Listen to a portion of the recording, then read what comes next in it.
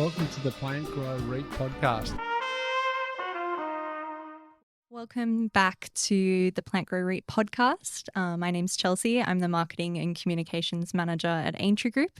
I'm here today with Andrea, our CEO, and Simone, our Wealth Operations Manager. And we just wanted to have a bit of an informal discussion around being women in the workplace, our experiences as female management team members, both from the perspective of myself and Simone, who are sort of in the early stages of our career and have grown into our managerial roles at Aintree Group, and then Andrea, who has some more experience across a few different industries over a few more years than us. And before we get started, without throwing, I was trying to be very carefully worded. Correct way of saying there's an old person at the table. Old is a relative term.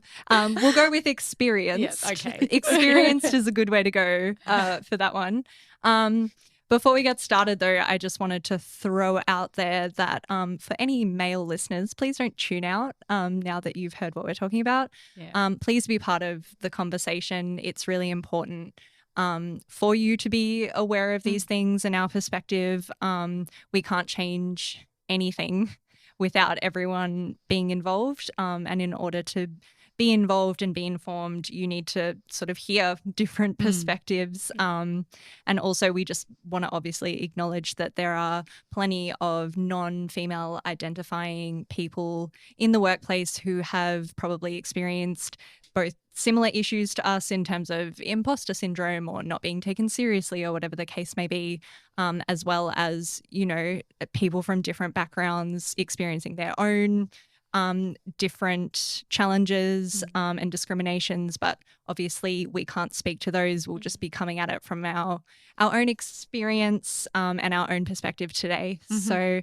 I guess I'll throw to Simone first up, just because I know, like me, you've come into a manager role at Aintree Group and you've worked in a couple of the different business units and you're probably the most recent manager out of the three of us. So I'd love to know, your experience coming into that role. It's really interesting, not only moving into a managerial position, but also moving into a managerial position in a different business unit. Yep. And specifically for me, it was moving into a managerial position in a business unit that was newly created. Yep. So there wasn't so much of the being able to be like, oh, you know, this person was here before me. I'll sit down with them and be like, how did you do this? What's the best way to go about it? How did you find this worked? It was coming into it and having the full support of Shane and Andrea to make it my own and do the role how I wanted to. But it also was really difficult to figure out what I actually needed to do. So with wealth, there's commissions and there's different portals that need set up and that sort of thing. And so it was a transition, but it was also a difficult transition to have that increased responsibility and also not having sort of not so much a mentor, but just somebody to be like, hey, how did you do this? Yeah. Kind of thing. I resonate with that a lot because both of my roles at Aintree Group have been ones that I've originated as well. So again, not having that person to be like, this is what we did and this is how to go about it and this is the best way to do that. And you've got to have the confidence to just go in and make it your own. And that doesn't necessarily come naturally, even with the support that you get from people. And that might even be, you know, it speaks a little bit to what I've heard anecdotally about, you know, when women are applying for job roles internally, externally, whatever the case may be, and they see a list of either qualifications or required experience or this is the job role, this is what you need to be able to do. Apparently, anecdotally, there is a statistic floating around that if women look at a job application and there is one thing on that list that they haven't done before or doesn't apply to them, they will not apply for the job. Yep. Whereas a male applicant will look at a similar list and half the stuff, they could be like, oh, I've never done that before, but she'll be right. Like, you know, it's just a level of confidence that it just must be, again, we're generalizing here, but more naturally there for that sort of thing. Yeah. I think with the way you two are the conversation that we're having at the moment, because as you said, both of you came into roles that didn't previously exist in the organisation. So, and you, Simone, came into a completely new business unit. Yes. So that didn't exist in the business at all. So it was all very new to everyone. So it's not as though there was even, we didn't even know, Shane and I didn't even know how those things were working. And so it was like a really steep learning curve and really easy for people to be able to sit back later on and go, I couldn't have done that, Simone, if I was you, because I wouldn't have known how to manage that, or I wouldn't have been confident enough to be able to say, I don't actually know how I'm doing this. Like, what am I supposed to do here? And being honest with the people around you and saying, I don't know what I need to do here. What do I need to do? And sort of working things out together. And I think that it's really important to be, because women don't have that sort of self-confidence to be able to say, it'll be right, I'll sort it out. They also often don't have the self-confidence to say, I don't know what I'm doing. Whereas I think men in the workplace are more likely to put their hand up and say, I've got no idea what I'm doing here. And everyone's just like, oh, yeah, don't worry, we'll all work it out together. Yep. But a woman will not say that because she's just really self-conscious about the fact that there's already a whole bunch of barriers in her way. Yes. And then that's just one more. Like, who's going to say, oh, I don't actually know what I'm doing? And it's one more that she's adding herself. Yeah. Why would you add another barrier when you already know there's so many that you've already bypassed? Yeah, exactly. So, exactly. It just sort of feeds into the imposter syndrome a little bit of, or should I really be doing this? Like, if I don't know what I'm doing, whereas, us all as adults, as a collective, as I get further on in life, I realize that we're all just working it out as we go. And having that realization of, I need a real adult. I am the real adult. And it's not to say that we don't work it out, because we always work it out. Yeah. There has been some like insane, weird, wacky solutions that I have managed to come up with just because I needed to make something work. It's just, the panic and the approach and everything seems to be a little bit different. The mindset around it is a little bit different. And I read a quote this morning on LinkedIn which really resonated with me, and it's partly because I'm a mum and you guys aren't there yet, but you will be one day, I'm assuming. The quote was the start of a recruiter's post, and it said, remember that your mum is also living life for the first time. Yeah. And that resonated with me because my kids will always come to me first, which I love. There's nothing wrong with that. Yeah. But everybody is doing something for the first time sometime in their life. So whether it be that it's your first time as a manager, or your first time in a new job, or your first time of anything, everyone has had a first time. And you will always go back to the most experienced person in the room to say, what would you do? But sometimes it's better to sit between people and colleagues and say, what would you do? And it doesn't matter if it's everybody's first time. So I think with the two of you, because there are lots of first times, because you're so young and it's, you're just stepping into your careers, as you said, it's important to just keep that in your mind that everybody has been there for the first time sometime, and it's okay to be able to say, this is my first time doing this, so don't judge me. It's my first time as a manager. I'm going to make mistakes, and that's okay. Yeah, and we're all our own worst critics as well. Yeah, totally. And you did touch on a little bit the idea of being the default parent, which is sort of how it's worded now in the vernacular. How was that being, someone with a career and also kids, and also I'm aware that you started a business with very young kids as well, while also balancing being the default parent. That must be challenging. And we have talked about this a lot in our previous podcast episodes and everything, and there's lots of parents in our office, and there's lots of step parents and, people who have stepped into parental situations. So it's not just people who are actual birth givers and stuff.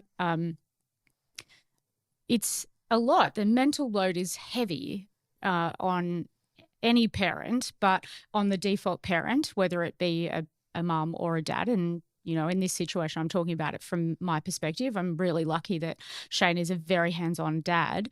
Not all parents are hands-on, whether they're male or female, but there is no way that we could have done what we did. There's no way I could have done what I did without the support of our parents, our, mums, dads, whatever, stepping in and doing the things that they needed to do. And I think that is a pretty common thing for women in the workplace, is that the ones who are able to achieve big things are the ones who have really good support networks around them, or who are really strong women to begin with and just basically get on and do it. And, I've met a few women in even the last few months where they have, taken the leap into business or taken the leap into management, and the mental load is a lot. Yeah. And that is just going to happen. So you guys, know that. And we've got, mums in our businesses who have gone off, had their babies and then come back. And you've got to work in a way that works for people, because, mums and dads, I say we've already given the disclaimer. I apologise for the dads in the room who do that. But they are really good people to have in the workplace, because they're really adaptable and they're really, committed, because they want to be where they are. And so it's, you've got to be flexible enough to be able to manage those things, because the last thing, and, talking about from the two of you's perspective, I don't want to lose you guys in our business because you choose to go and have babies. I want to make it work for all of us, because, you are great at what you do. So why would I say, oh, okay, go have babies slow and go do something else. Yep. And I've got to find somebody else to do all the amazing things that you do. So businesses have to be flexible around that sort of stuff these days. Otherwise, we can't do it. And childcare and all of those things are really expensive things to have to focus on. And again, the default parent is normally the one who has to work the childcare and do this and do that. So whoever the default person is in the relationship, it's hard. Yeah. It comes back to it. It takes a village, which you touched on. Yeah. In what you're saying is you want to be involved in that village to assist, which is And you've got kids within your family unit where you will step up and do the things that you need to Simone, when you need to for your siblings. And it is a village. Like you cannot make it in business or as a manager if you don't have a village around you. I just don't think it is possible if you want to parent as well as work. Yeah. And there's so many ways that you can make it work. So one of my what I do with work is I have a work from home day. And on that day, I actually spend the first couple of hours of my day, I go to my mum's house and I spend 2 hours with her and my nephew. Yeah. And I get some FaceTime with him, which is really great, because otherwise I wouldn't see him during the week. And I help. That means that my sister can go to work and do her things. And then I go back home and I do my work day, and then I go see my other sister with her little girl. And so it's a nice balance, and it's nice to feel involved in that community a little bit more than just on the weekends, which is great. Absolutely. Yeah. And I think on the village as well, the workplace is part of that village. So having that flexibility and that support that Andrea was talking about, and like Simone's example of working from home, that's really important, because that supports that village. It means that you can retain really, really quality workers beyond, that drop-off point that can often happen because a workplace doesn't support the flexibility that's required. The village is not just the parents and the grandparents and the people in your personal life. It's also important that you're supported in the workplace as well, and you feel that you're still valued and able to contribute, because you absolutely can. It just, like you said, it requires a different approach. Because your life has changed. And the working from home is one option, working different hours to suit the different ways of people's work, because some people have a spouse who works at certain times of the day, and so fitting in with that as well to make sure that like talking about Chelsea in this instance where, you know, her partner works at the other end of the day, so not during 9 to 5 necessarily. And so it's like, okay, so when does Chelsea get to see her partner? Well, you know, sometimes it means that Chelsea makes a decision to work at different times of the day. And I think that, you know, from our perspective and from most businesses' perspective, particularly if you're in office, you know, 9 to 5 is a fake thing. Yeah. It's like somebody's made up 9 to 5. I think it was Henry Ford, wasn't it? Yeah, It was... like you have to work you have to work so many hours a day and you have to work so many hours a week, and that's just fake. Like, it's fake deadlines. What does it matter if someone works 7 till 3 or, you know, 10 till 6, or who cares? If the work gets done, it does not make a difference. You know, clients will adapt to that as well. Like, I have no doubt that if we said to our clients, our phone lines are have a person answering them between 10 and 4, they would be okay with that. Like, they're not going to turn around and say, oh, wow, you guys aren't responsive at 9 o'clock in the morning. You know, who is? Who's not making a coffee at 9 o'clock in the morning? I mean, really? Yeah, what are they emailing us about at 9 a.m.? Yeah. So I think those things are just no-brainers. Like, why are we making those social constructs a thing to keep people out of workplaces? Why would you do that? To, you know, there's some instances where people need to be face to face because, like, we do, you know, team meetings on a Tuesday, so it's really important for our team culture that everyone's there on a Tuesday. But, you know, does it matter if people come in just before the team meeting, or do they have to come in at 9? You know, they don't have to do those sorts of things. So, you know, made up stuff that I guess, you know, if we're going back to the men-women thing, I think if women were the ones who made those rules, there'd be a lot more flexibility around it than men saying, oh, it's 9 to 5, and it's crazy, you know, ads back in the 60s where all the men were carrying their little briefcases into the office and, you know, popping it on their desk and opening it and stuff, and that's just not normal these days. So no, you know, some people say, oh, well, there's not enough or women aren't being given enough opportunities in the workplace, or they can't do the work that's been assigned to them. They can. You just need to make sure that it's flexible to work around all of the other expectations that they have in their lives. Like you spoke about the mental load before. The women in the workplace, 9 times out of 10 are the ones managing the mental load, not just of their role at the workplace, but the mental load at home as well. And are likely the default parent and all these other things. And so just having that understanding and perspective is really important. And I think that's where having women in managerial positions and, you know, female CEOs and things like that is really important, because you can bring that perspective from lived experience and you don't feel that you have to say, oh, well, this is the way it's always been. But earlier in your career, did you find that the constructs were that was the way it was and there was no shifting from it? Because obviously we've come into our career at a time where things are a lot more flexible, which I'm very grateful for. And I'm also very grateful to work somewhere where that flexibility is celebrated and encouraged, because I know that even in this day and age, not everyone is. I imagine it wasn't always the case early in your career. I started my first job outside of like the part-time stuff that you do while you're at uni and things, but my first job was in a factory.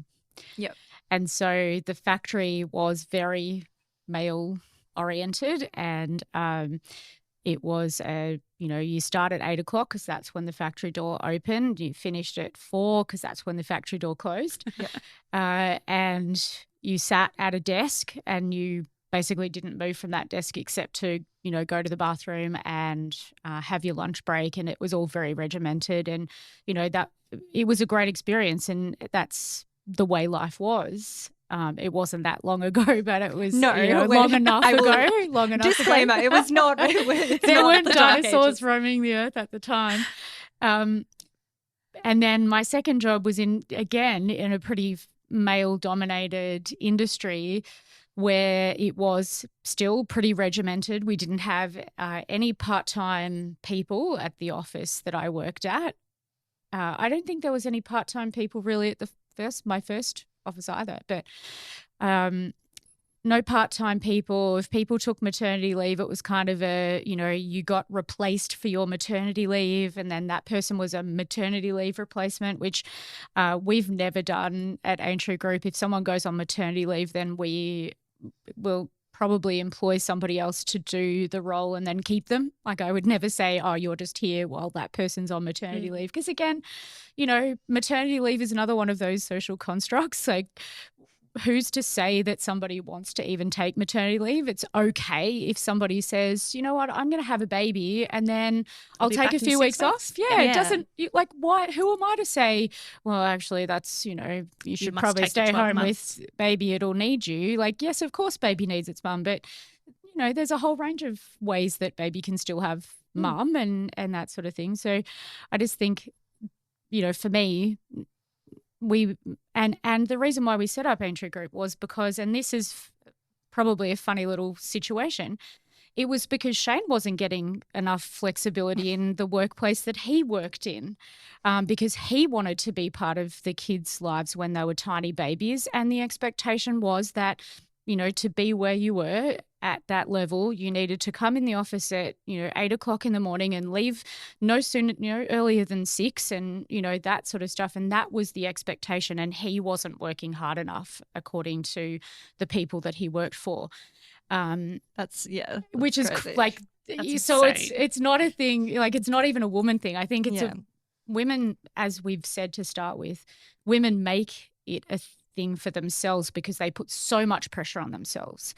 But it is also a thing for men in that respect, that working flexible hours, I think, it benefits everyone. Yeah, like, that's conversation. Why are we preventing flexibility? It's not just women that benefit; it's literally everyone. Yeah. Like, I don't care who works whatever hours. Like, it doesn't matter to me as long as we've got what we need to meet client capacity. And you know what? That's my problem. Like, making sure we've got enough people in the business to meet client capacity is not the person who's taking maternity leave or wanting to work from 10 till 3 or whatever. That's not their problem.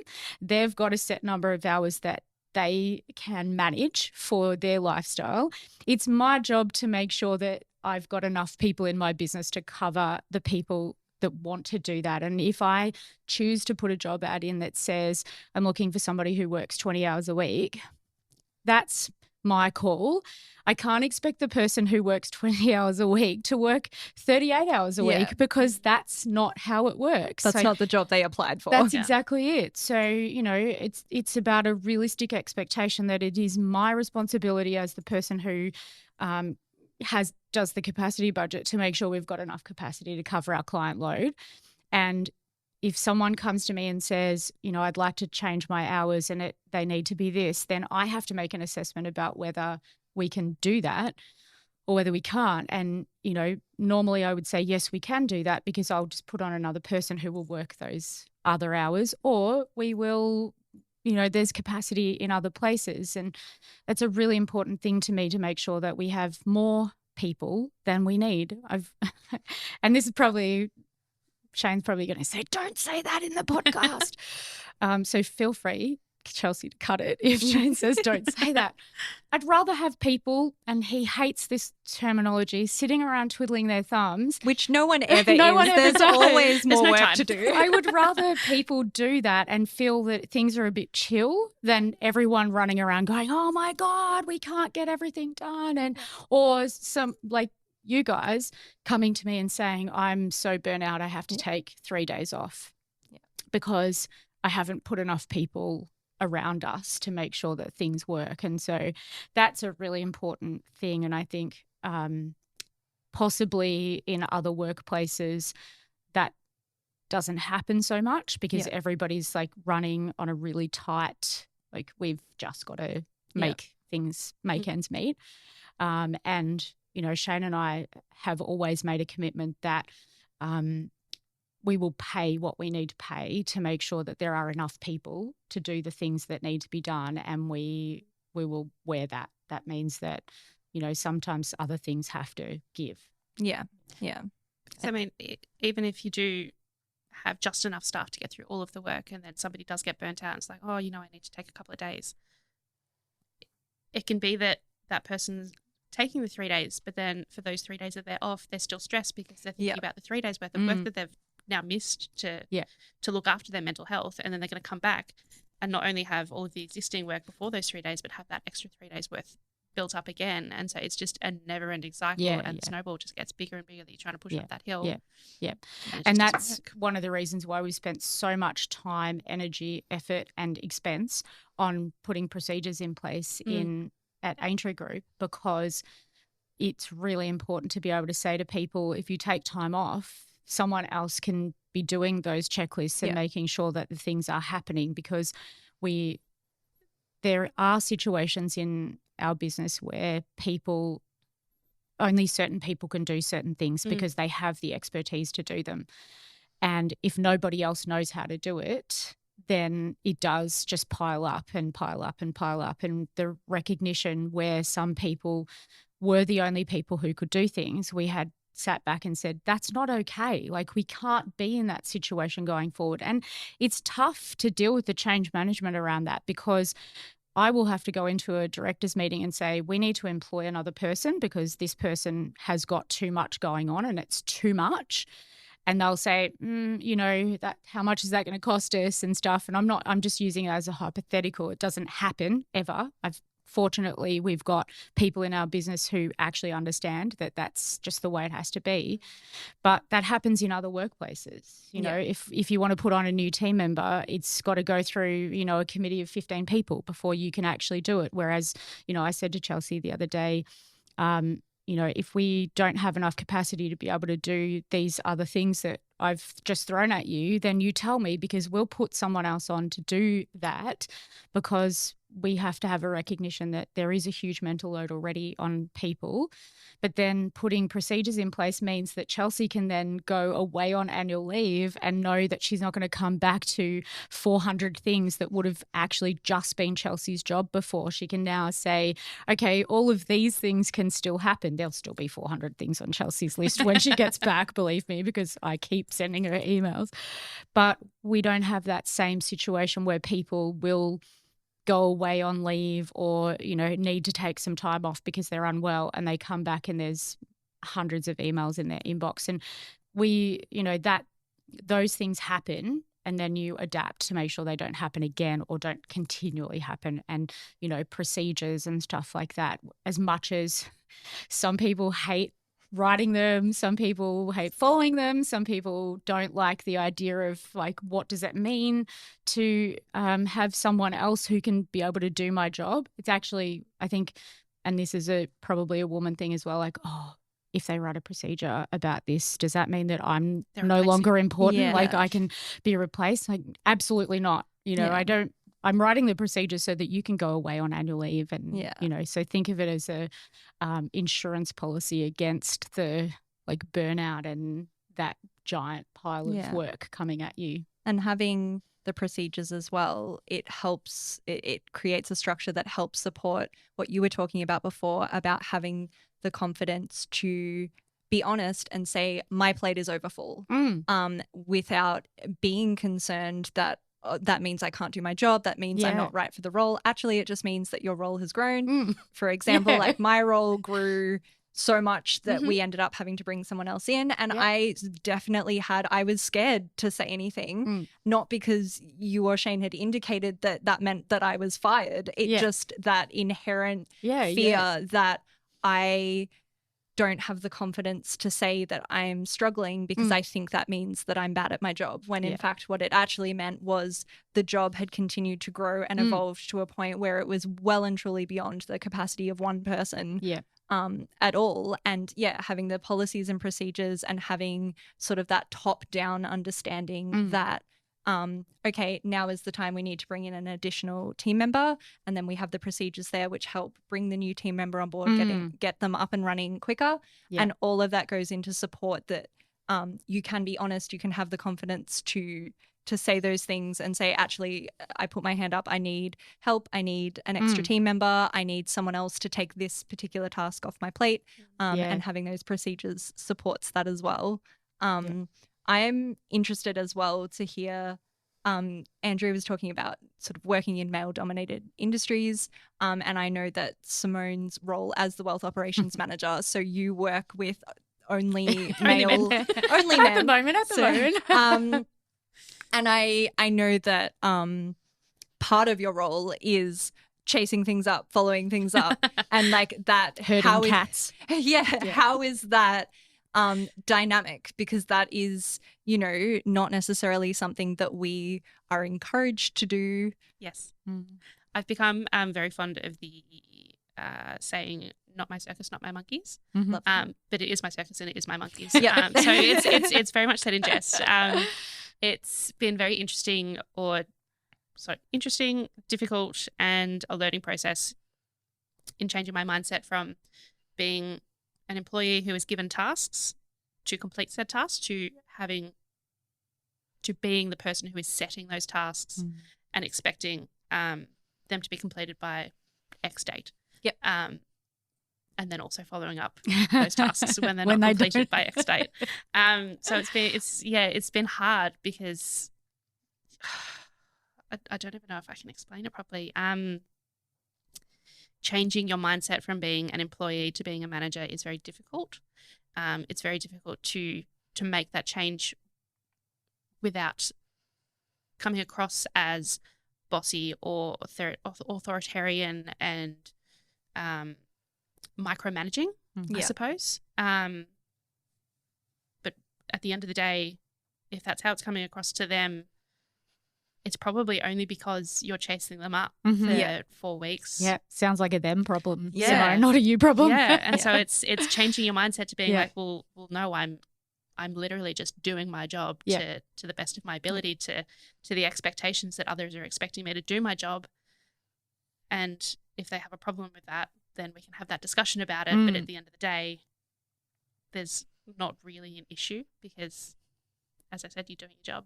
Yeah. Yeah, yeah. And would you ever think of a male manager in that way? Of like, oh, that was really bossy. No. Yeah. It's interesting. And I do have some notes written down here. Men are seen as leaders, whereas a woman in the same right is often seen as bossy. Yeah. And it's often those unconscious gender stereotypes that are still current in a lot of ways in a lot of different businesses. And it's definitely about changing your mindset and just being aware of language that is used. Yeah. And you said it's unconscious, and it is. Like, we're not accusing anyone of doing. I'm sure there are people in the world that have those more conscious biases, but we're speaking more to completely unconscious bias. And this is where it's important to have non-female people as part of the conversation, because you might not even realize, like, and that's the thing, you want to do the right thing, and unless you sort of hear more about the experiences of the women who you work with, your sisters, your daughters, your mums, and their experiences in the workplace, nothing will change, because we can't change things all on our own. Yeah. I had an interesting conversation with another female CEO the other day, who actually is the person that is my counselor. She's my guidance person.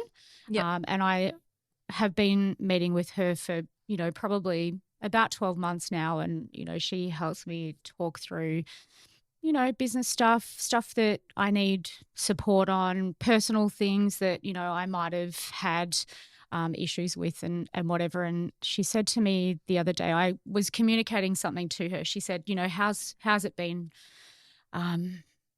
at work over the last couple of months? And I said, we're just flat out with this and this and this. And she said, how have you managed to, delegate tasks and stuff like that? And I said, I'm a bit of a control freak. And she said, okay, we're going to stop right there with the control freak thing. She said, it's really bad language to use for yourself. Like, do not call yourself a control freak. And I reckon there's probably a good amount of the female population out there who call themselves a control freak, because like you said, Chelsea, there's, the mental load of being the default parent. There's the mental load of the things that you have to do like in a household, like all of those things. And you say, I'm a control freak, which means I don't let anybody else do stuff. And she said, you got to stop using that language with yourself, she said, and stop using it in general, but don't say it to yourself, because the language around the connotation around that is that it's a bad thing. Like what you're saying is, I'm a control freak, which is bad. Like it's bad. And she said, I don't think you're a control freak. I think what you are trying to express to yourself is that there's a level of expectation from clients and from others that needs to be met, and your decision to do something a certain way relates to that outcome. And she said, that's not a bad thing. That's actually a really good thing. So we shouldn't be using that sort of language. And I think, conversations in the workplace need to focus on the sorts of language that we use to explain things, like a woman is not bossy. She might be assertive. She might be forthright. There's a whole range of things, but nobody's ever going to say, oh, that bloke is so bossy. No. But they're going to say, oh, she's really bossy. So we need to be conscious of those things when we talk about how things happen and ourselves, because, we do push those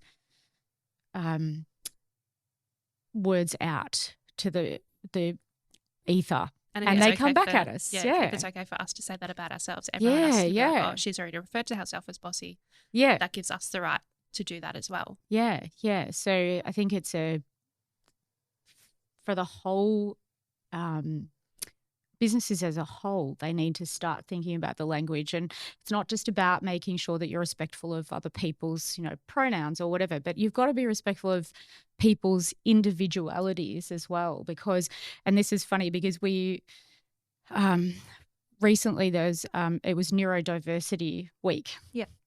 And that is something that is only just starting to be talked about in workplaces, about how neurodiversities affect people at work and how workplaces don't adapt to make things more inclusive generally. And I think those conversations could not happen if it wasn't for the conversations that have already started to happen around gender and, that sort of stuff. Like you said, Chelsea, we've got to keep all of the lines of communication open with all communities. We're talking about women specifically today, but what we talk about in these sorts of things will help conversations around neurodiversities as well, because people who are neurodiverse need different sorts of workplaces. They need to be able to work from home, or they need to not work from home. So, just by the same token, some people hate working from home because they can't focus in their home space, but some people hate working from an office because it's too noisy. Fluorescent lights, all of these sorts of things, the conversations don't start until somebody starts a conversation.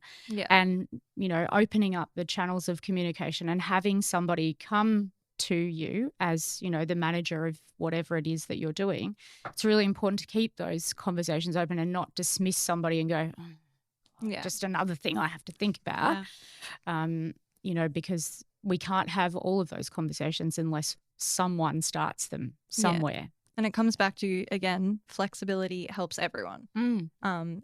That's, like you said, it snowballs and the conversation then rolls into helping someone else and adapting to suit someone else. And that's really important. That's how good things happen. Yeah, exactly. Now, we talked about this before we pressed play on the podcast. Let's talk about pre-chat. Let's talk about the elephant in the room, the kitchen. It's not actually an elephant. It's a lion. Let's talk about the very large lion in the room. The kitchen. Yes. So, dear Aintree Group team members, please listen to what we're saying in this respect. If you are in the kitchen, it's not a female team member's responsibility to clean up the kitchen after you, nor is it their responsibility to fill the kettle after you or fill the water cooler or any of those things. Coffee grinder, there will be an element, and we had this little chat beforehand that there are some people who, and this is any gender, there are females who also don't look after other people, not necessarily in our office. I'm not saying this now, but just care about the people who you work with and understand that we are a team from top to bottom. So when we're not doing things in a silo, everybody uses that kitchen. Everybody uses all of the things in the workplace. So, it's all about making sure that everybody feels like they're cared for. And if that means that you fill up the kettle after you've used it, or you fill up the water cooler because it's empty and you notice it, people see that. Like, you might not think people see it, but people see it. Like, people see you being a good person, and regardless of your gender, your colleagues and your workmates see it. So, this isn't a male or female thing, but kitchens are typically the female thing, aren't they? Yeah. And, the three of us would walk into the kitchen and there's no way we would walk out of it without wiping the bench down if we saw the bench was messy. Yeah. And it's that unconscious thing again. It's not to say that any of the male team members intentionally want to leave it a mess. It's that it's not even a passing thought. Yeah. It's that's why we're sharing it, because it's probably not even something you've thought about. Yeah. And that's kind of our point, is that is what we think about. We walk into a kitchen and we see that it's messy and we're like, well, I don't want to leave it like this, so I'm going to clean it up. Yeah. Whereas, that expectation has been set for us growing up in the household, in other workplaces, wherever it may be, where it hasn't necessarily been set the same example for our male co-workers. And therefore it's not that you don't want to or you don't care. It's that you haven't yet shifted that mindset to notice, which is why we're bringing it up to say, and I think, see what you don't notice. Exactly. Like, open your eyes and see the things that happen in the workplace, regardless of whether it's keeping things tidy or whatever. Like, everybody has a role to play in the conversations, in all of that. And, there are some guys of the men in our workplace who are incredible, and they will put it in their calendars to do things and to make sure that all of this stuff happens. And,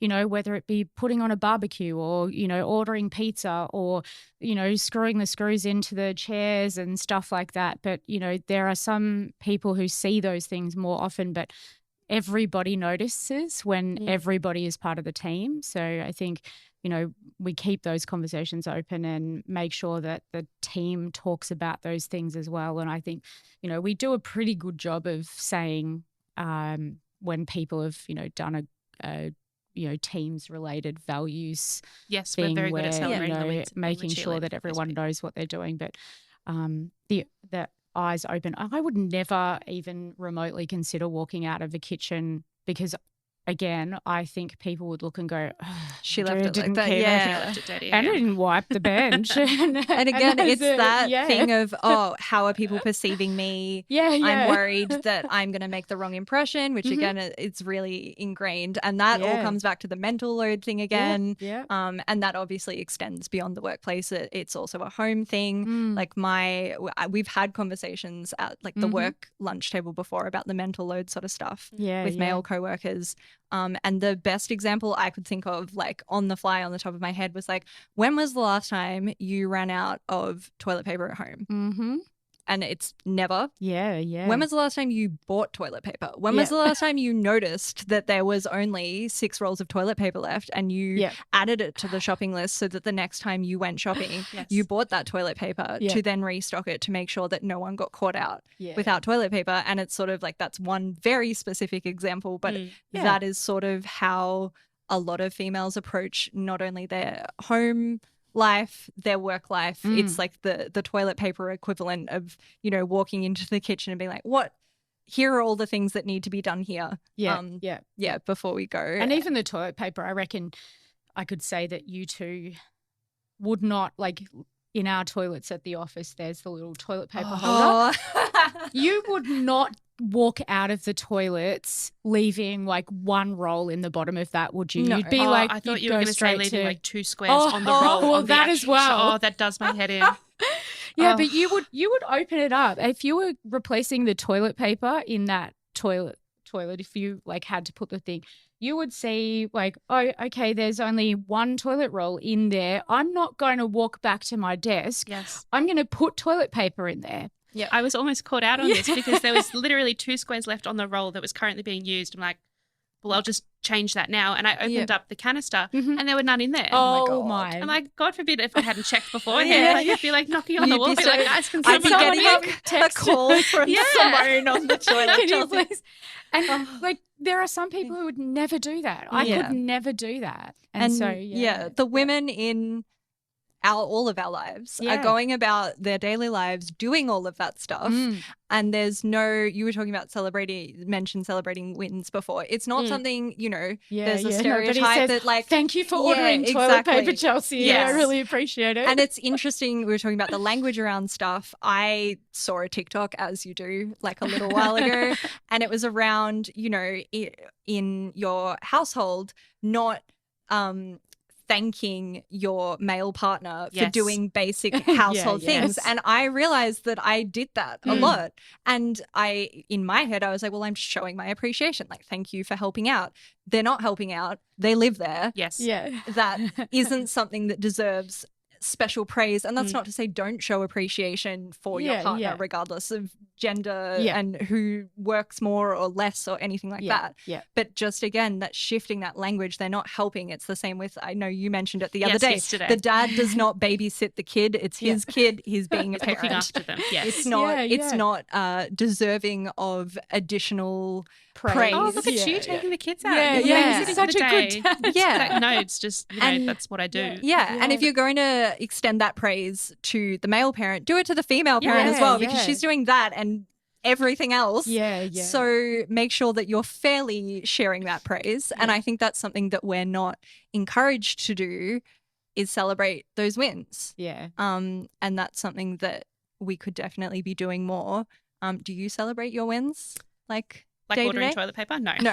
I don't know if that's a win so much as a necessity, but in the workplace specifically. I think I do to a select few. So Chelsea and I have lunch every day that we're in the office together, along with another friend. And so I think we're really good in that friendship to share our wins, and we're very good at sort of pointing them out to each other if we don't raise them. But to the wider team, no.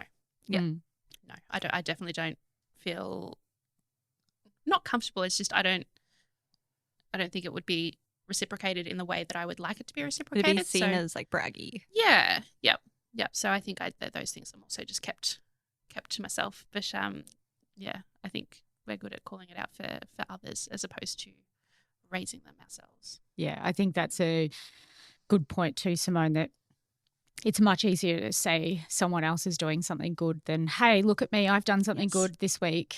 And it's, I think, really important. And I think we do it reasonably well as a team, that people are good at saying someone else did something well. And we're better now at saying, well, we start a meeting with, let's celebrate somebody's good stuff this week. And our team meetings are more related to what good stuff is going on, rather than just, this is a list of all the things that we've done this week. It's more about, what are the team achieving and things. And again, that's just a change in mindset, a change in the conversation around celebrating each other.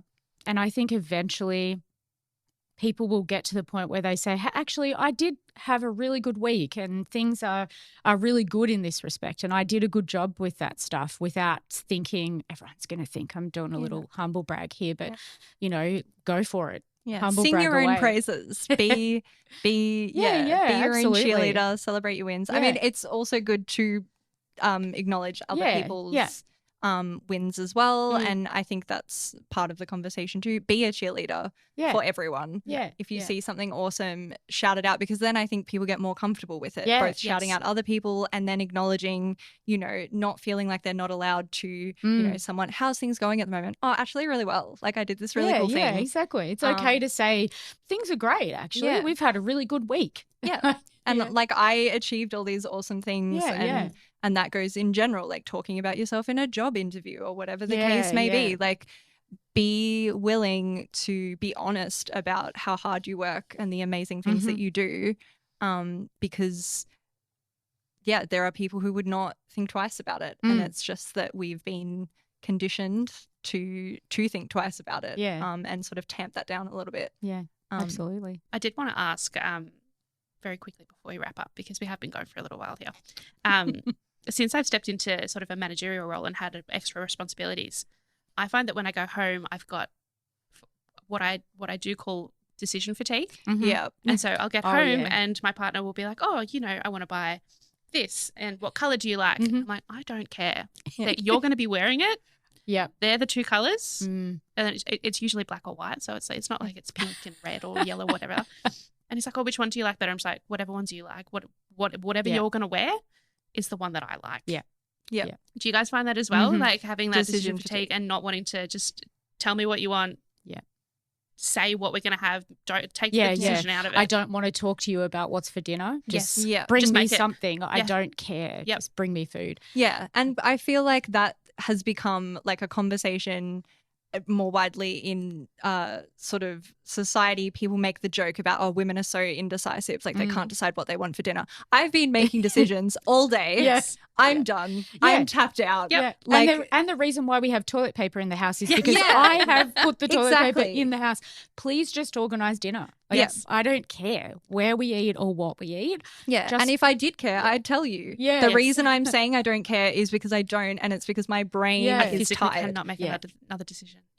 Yeah, absolutely. Yeah. Absolutely. I think let's do another podcast episode on decision fatigue, because it is a thing, definitely. For sure. 100%. Yeah. Well, thank you for sharing your experiences. It's been, I think, nice to hear. Well, I guess the whole point of this conversation is to show other female people that they are not alone in feeling the way they feel. However you feel is valid. Yeah. It's just about, shaping things and changing things so that they are more flexible, which again benefits everyone. Yeah. And thank you to the non-female listeners of this particular episode for hanging around. Yeah, for being part of the conversation, because we really appreciate it. And you don't know what you don't know, and hopefully, you have a little bit of a different perspective, which is really important. Yeah, hopefully you go out and buy the toilet paper this month. Yeah, buy the toilet paper, make a meal plan, make a grocery list. It will absolutely make the woman in your life stay if you have that person in your life. 100%. But, absolutely. Thank you both, and thank you both for being wonderful cheerleaders of those of us in the office who are female team members and female managers. It's really appreciated. Thank you.